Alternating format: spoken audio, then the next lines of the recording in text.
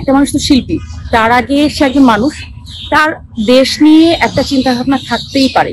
তো অনেকেই বলে যে শিল্পী রাজনীতি করা উচিত না, কিন্তু শিল্পীও তো একজন মানুষ, তার তো দেশ নিয়ে চিন্তা করা তার 100% অধিকার আছে, তার একটা মতামত দেওয়ারও 100% অধিকার আছে। তো এটার আমি খারাপের কিছু দেখি না। কিন্তু যারা হিপোক্রেট, যেমন আমি আজকেও দেখছিলাম যে আগে সবাই আওয়ামী লীগ ছিল, এখন কেউ আওয়ামী লীগ না, মানে দ্যাটস সো ফানি যে এই হিপোক্রেসিটা বাদ দিয়ে আপনি যেটা বিশ্বাস করেন আপনি সেটা বলেন, বা আপনি যদি দেশের জন্য কিছু করতে চান সেটা করেন, কিন্তু আমার একটা পাওয়ার লাগবেই সেই কারণে আমি রাজনীতি করব, এগুলো যদি শিল্পীরা করে সেটা খুব দুঃখজনক। কিন্তু আপনি যদি এমনি ভাবে চিন্তা করেন, মনে করেন আপনি একটা জার্নালিস্ট, বাট তার আগেও আপনি, হ্যাঁ অবশ্যই আপনি নিরপেক্ষ ভাবে লিখবেন, কিন্তু তার আপনি একজন মানুষ হিসাবে, একজন বাংলাদেশি হিসাবে তো আপনি চিন্তা করতেই পারেন, আপনার একটা রাজনৈতিক মতামত থাকতেই পারে, কিন্তু ওইটা যদি আপনার ফেম ব্যবহার করে পাওয়ার নেয়ার জন্য হয় সেটা খুব দুঃখজনক। যখন আওয়ামী লীগ ক্ষমতায় ছিল তখনও করেছে অনেকে, এখন যখন ক্ষমতা চেঞ্জ হয়েছে তখনও করছে, এবং এরপর যখন ক্ষমতা আরেকবার হস্তান্তর হবে